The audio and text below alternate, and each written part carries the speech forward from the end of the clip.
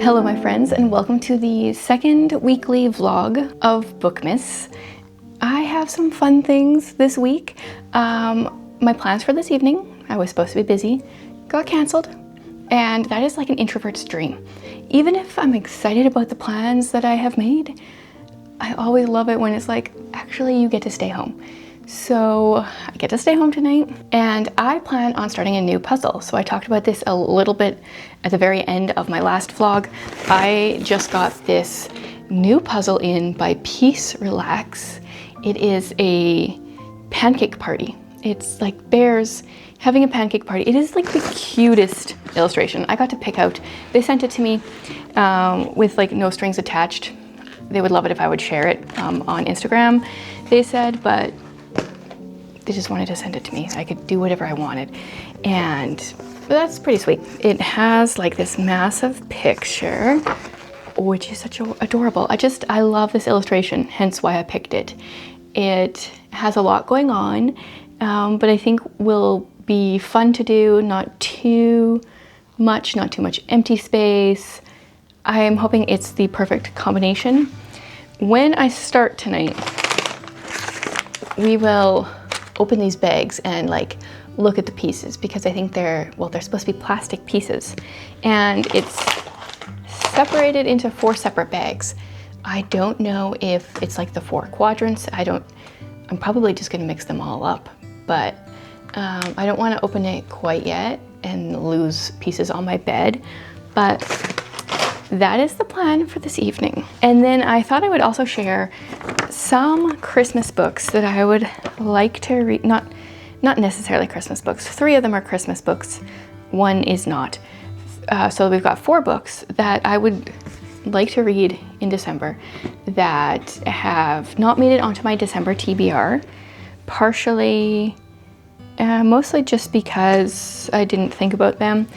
Some of them came in from the library after that.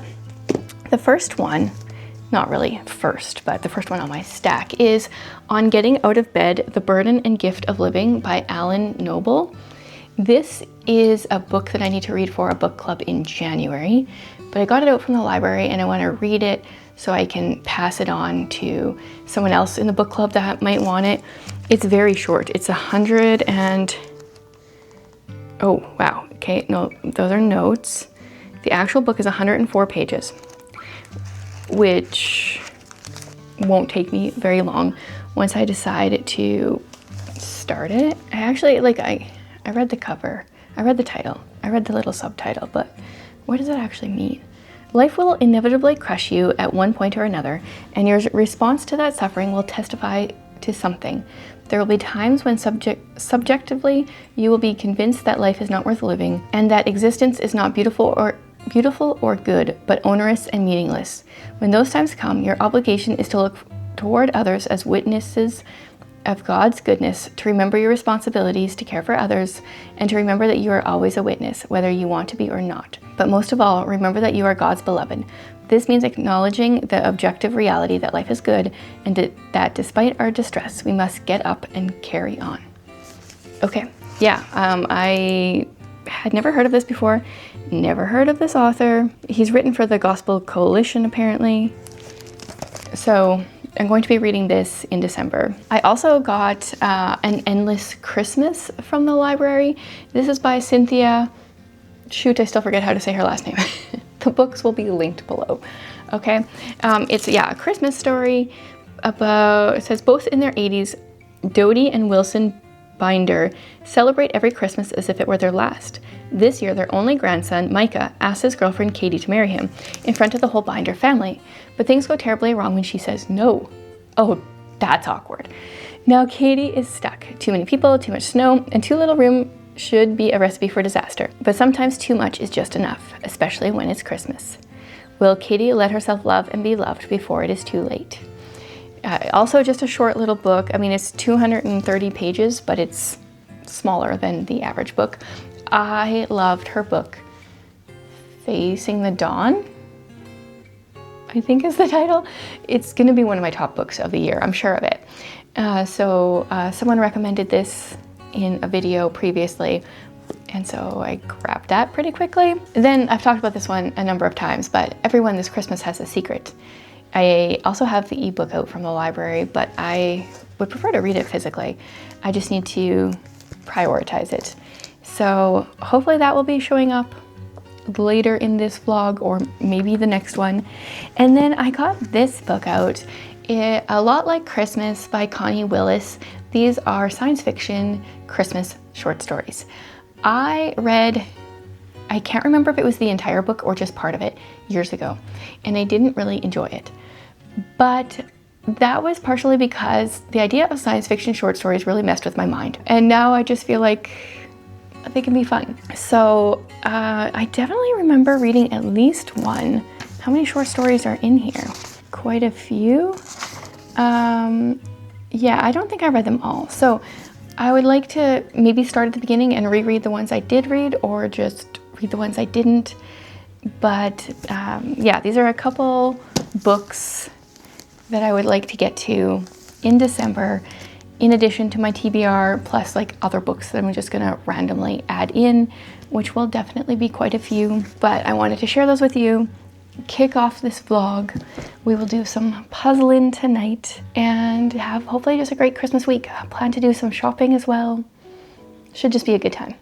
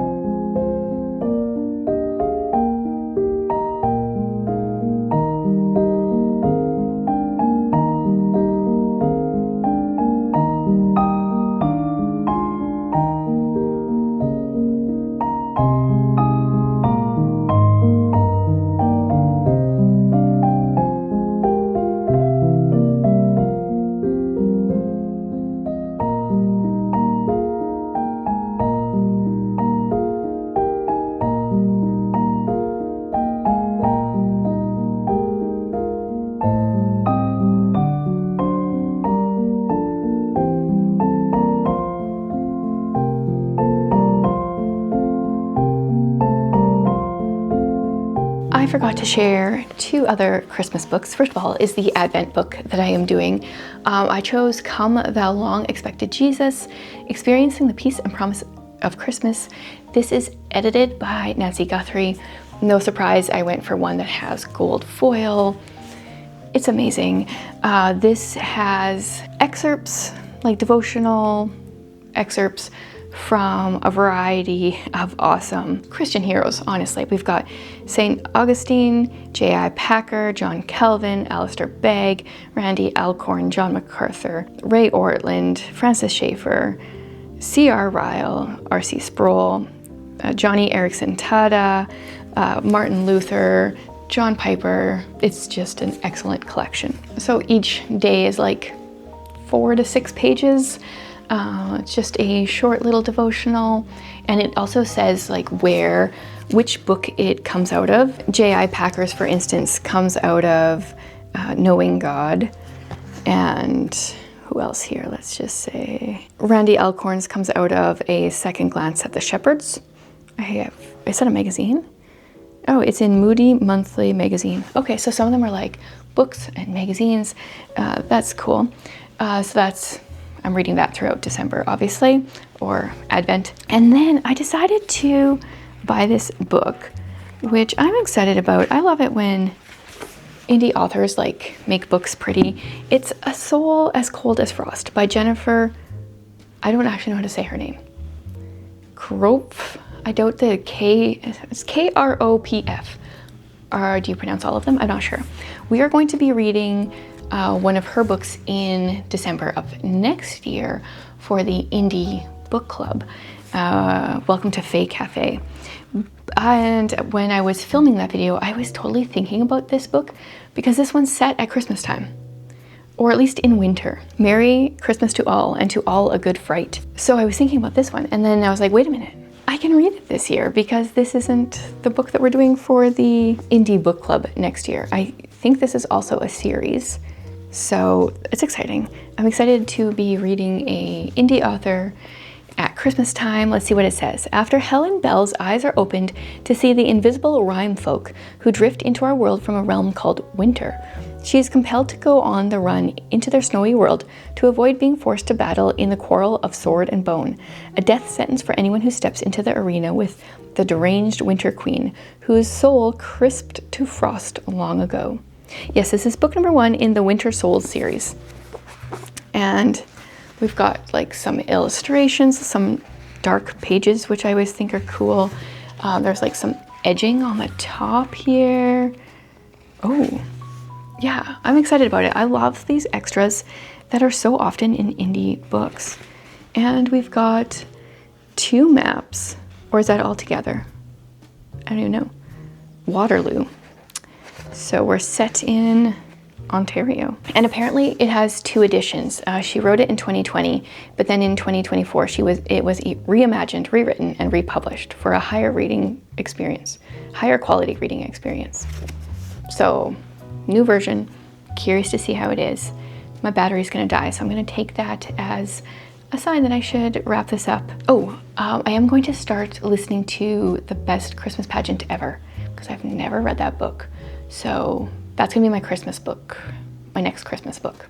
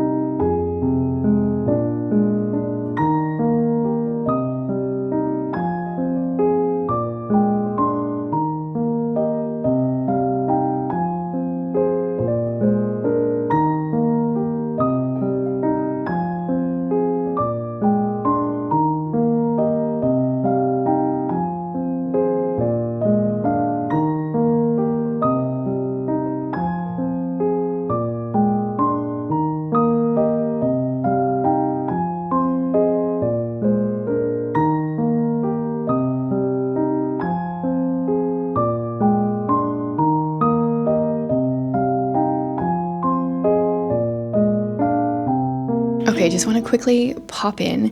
I have my appointment this afternoon to figure out, are we keeping my appendix or are we removing it?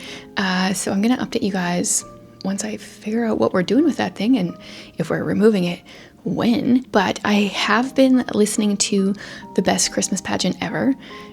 I feel like I'm like the last person in the world to read that book, and it's so short. So it kind of focuses on this family that these kids are not well behaved. They start by burning down a shed, and all of a sudden they have the main parts in the Christmas play.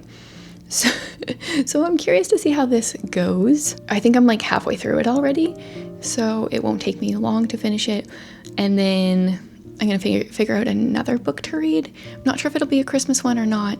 I guess I have to take one with me to my appointment because one has to have a book in the waiting room. So we'll see. We'll see what I decide. But wanted to check in. Now Tolkien wants to get let out of the room, so just quick little check-in. I'll talk to you guys soon.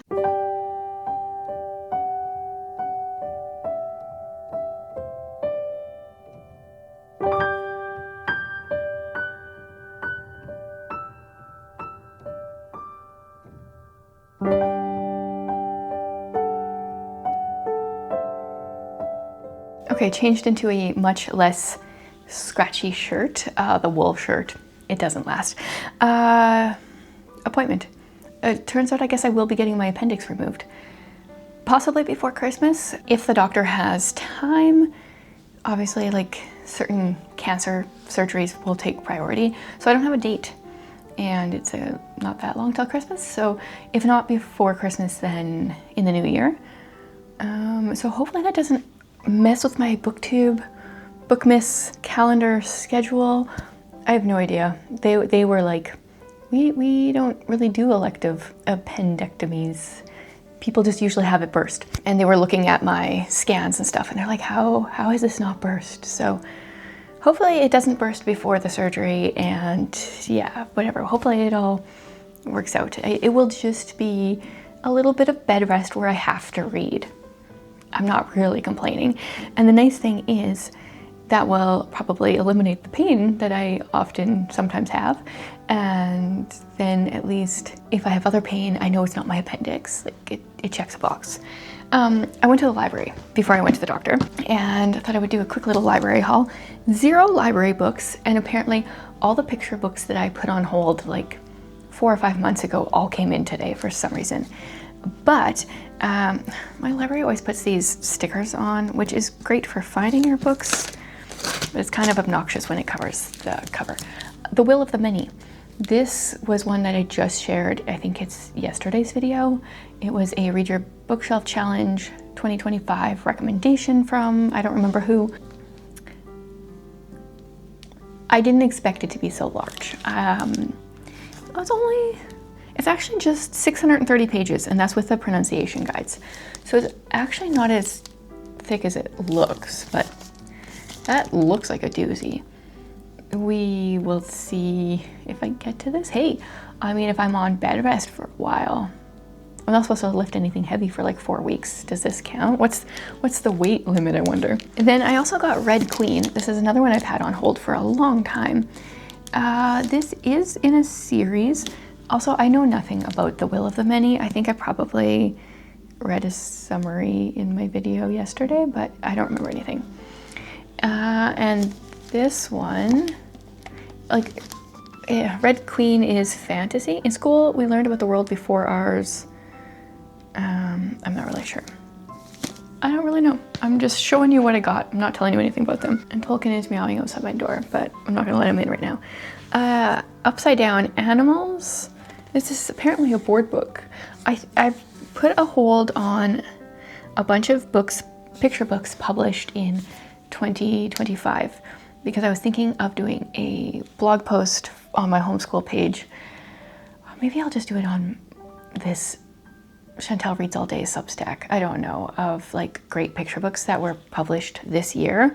I used to do that annually. And then we haven't read as many picture books, but my kids still enjoy picture books, and there are so many trash picture books being published these days that I want to showcase the ones that are good. So I have no idea if these are any good at all. Hopefully, maybe by the time this is up or shortly after, I will have a post where I can say, here are the best picture books of 2025, and I'll tell you. This one looks really cute. The cat and the rat and the hat. But yeah, I don't know. I like the illustrations there. This is a new Oliver Jeffers. I am very busy. What does it say here? A nearly forgotten birthday book. Has he published anything for a while? I haven't read anything new by him for a very long time. I do enjoy Oliver Jeffers. Then we've got Earl and Worm, Snow Problem and Other Stories. So this one's actually like really thick. This would be a really good reading level for my 7-year-old right now. Don't Eat Eustace. I really like the illustrations on that cover. This one, it's like the thing is when you are just requesting books, you don't realize, I didn't realize how massive this one is and how thick. It's A Whale of a Time, a funny poem for each day of the year. So I wonder if this is by the same people that did Sing a Song of Seasons, which is a book that has been on my homeschool wish list for 5 years, maybe more, and I've never bought it. And then I saw it I went to someone who is a new to me friend a couple weeks ago, and I was like, they have that book. They are the perfect homeschoolers. They have to be. A Whale of a Time. Yeah, so it's just literally a poem for every day. And is there any poets that I recognize? Jane Yolen, I'll tell you. There's Robert Louis Stevenson, Anne Adney, Judith Forst. I haven't heard of a number of these. Who have I heard of? Jack Preletsky, Always a Good Time.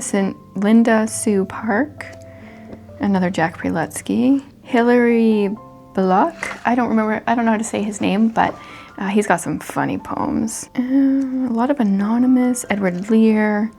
Oh my goodness. Am I gonna need to buy Sing a Song of Seasons and A Whale of a Time? I might have to. What's the book look like underneath? Oh, no way. Underneath it's got like just a giant whale. Cool. Well, that looks like fun. Oh dear, that might go on my to-buy list. And then the last one is Hank Meets Frank. We've got a nice sensible goose and his cute little cousin Frank. So that's my library haul. I finished the best Christmas pageant ever on the way to the doctor. I feel like actually, as I got to the end, I was like, oh, I think I have read this before. But it's a 2-hour audiobook, so definitely not a waste of time. And then I just barely started Let It Glow. I talked about that one in my last video. I got half an hour in to Let It Glow, and I read some of Illuminary while I was at the doctor's office. I started that book a while ago and read the first chapter and then didn't get any farther and took it along today. So there's a little update. Now I guess I just wait to see when my appendix is going to be removed. Hopefully they give me enough time to get some Bookmas stuff planned out, scheduled out for you guys. I don't like the not knowing.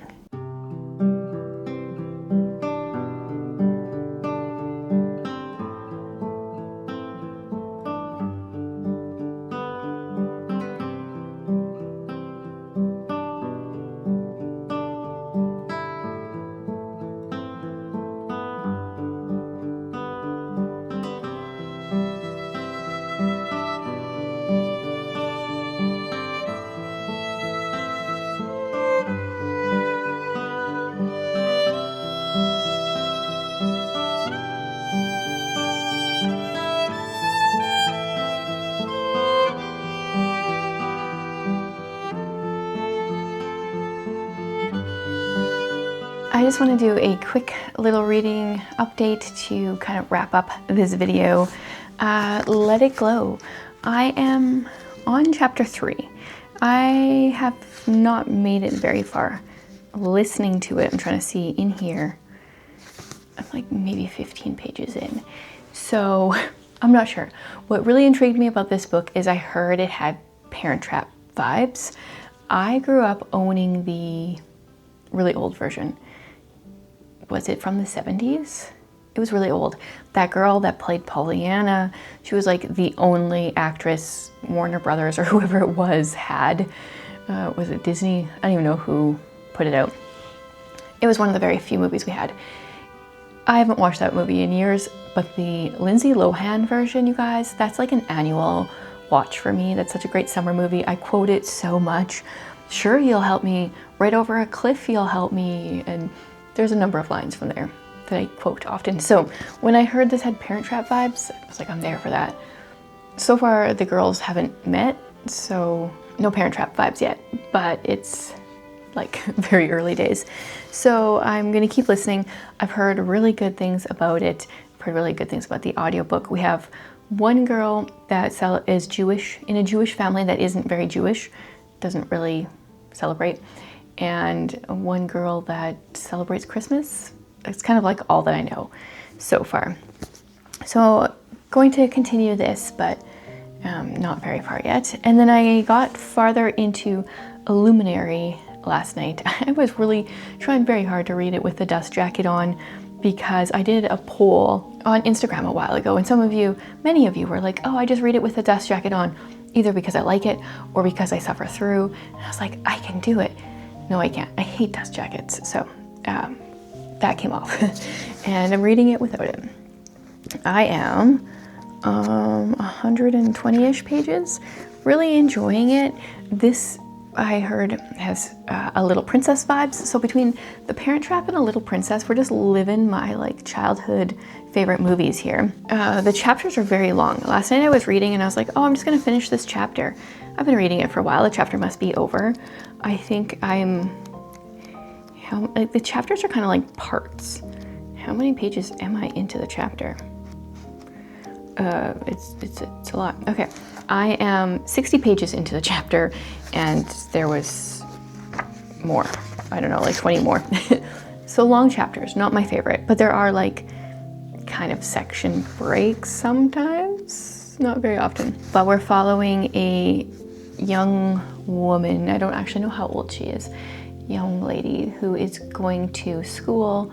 She is an Illuminary, or working on being an Illuminary. She has some kind of special gift where sometimes she can see some kind of, see into the past or the future, kind of based on like different art. One time it was like a piece of art. She could see something, and then like another time it was just in proximity to someone. I don't quite know how the gifting that she has works.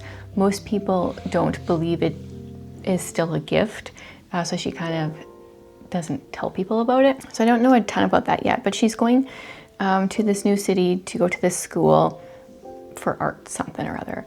And then we've got a guy who is the prince of like the neighboring kingdom, and he is fleeing for his life. So he's hiding out in this city, and this girl's father knows the prince and is kind of like keeping him hidden a bit, but didn't tell his daughter. So yeah, that's what's happening. Curious, because it's a Little Princess vibes, I keep waiting for bad things to happen to her father, and that will make me sad because they have a great relationship. But yeah, so far enjoying both my reads right now. I'm in this weird space now, knowing that I'm going to have surgery at some point, that I keep like waiting for it to happen. I'm hoping to get ahead with some Bookmas stuff before that. Also kind of like on edge. She's like, we don't see this. Like the surgeon yesterday and the resident that she had with her, it was like, we don't see this in our office. Like if people have this blockage that I have, their appendix bursts. So she's like, okay, if you're feeling these symptoms before your surgery, go to the hospital. So now I'm just like sitting around waiting for my appendix to burst, or like it's weird. I'm thankful that I'll be getting it removed, so I can just be like, one less thing to worry about. Yeah, so thanks for joining me for another vlog. The plan is for these to happen on Mondays. This is 2 out of 4. But if all of a sudden life gets derailed by surgery, my whole booktube schedule might go off, might already be off by the time I'm like posting this video. I have no idea. I guess we'll just play it by ear, and what happens, happens. Thanks so much for your guys' prayers. Would love for continued prayers. In all honesty, the recovery, I'm looking forward to some downtime to just have an excuse to sit and read, so it's definitely not all bad. But yeah, thanks for joining me for another week.